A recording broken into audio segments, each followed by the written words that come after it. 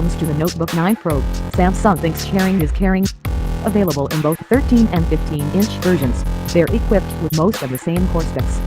That means Core i7 processors, up to 16 GB of RAM, 128/256/512 GB SSD storage options, and HDR supporting 1080p LED panels. Internally, the only exclusive spec is for the 15-inch version, in the form of a low-end Radeon 540 discrete graphics chip. The 13-inch model starts at $949, while the 15-inch version tested costs $1,299. But here's the kicker on why Samsung is adding the Pro moniker.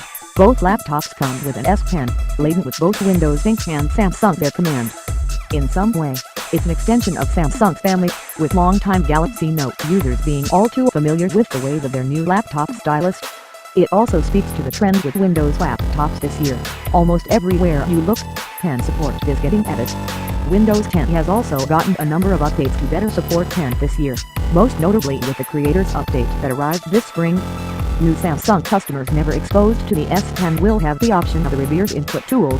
According to Samsung, this particular version of the S Pen is the same seen on the Note 8, 0.7mm tip, 4096 levels of pressure sensitivity, with the only difference being the unique plastic casing used to fit the Notebook 9's chassis and curvature. At first, knowing I had the S Pen within a Windows machine didn't drastically change the way I went about using the Notebook 9 Pro. Maybe it's due to the traditional clamshell design and its large size. I've been testing a 15-inch model which doesn't instill a tag with first usage style. What I personally found great about the S Pen is how unremarkable it is. Docile, passive even. There's no need to charge it, but it still works well for precision tasks, signing documents, editing photos in Lightroom or Photoshop, and doodling in Paint 3D. Completing basic productivity tasks would have been easy with just the Microsoft Precision touchpad. It's fairly sized, accurate and comfortable to use. However, having the S Pen always at your disposal makes using the Notebook 9 Pro feel just a tad more intuitive than all the other clamshell computers at the coffee shop.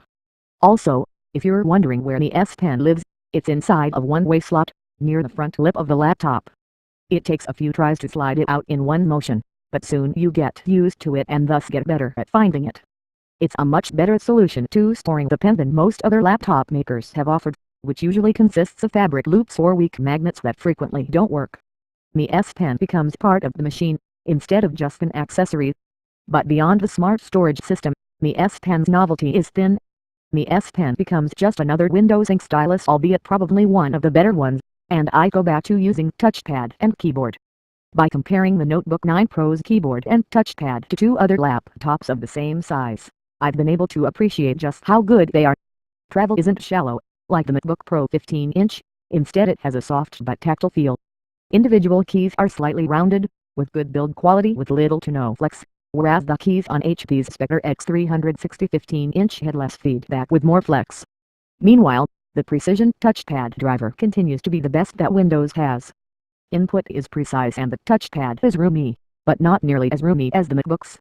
Not everything about the Notebook 9 Pro's hardware is rosy, however. For one, there are no front-facing speakers, since they're both mounted underneath. The result is audio that feels distant, lacking vibrancy despite producing solid mids and a pinch of bass.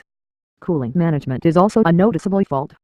The Pro will start heating up during a video or a few tasks running the background, keeping your lap warm and toasty. It shouldn't be. However, there's only one thing that really grinds my gears with the Notebook 9 Pro. It's the location of the power button. It's on the right-hand side, right next to the microSD card slot. It sounds harmless, but in practice it's fairly sensitive. It's sloppy. Not only that, but the button protrudes from the side. It doesn't take a reviewer to quickly realize you will be accidentally putting the Pro to sleep almost as often as you pick it up. Also, far less of an issue but one related to its industrial design, the two-tone gray is unsightly.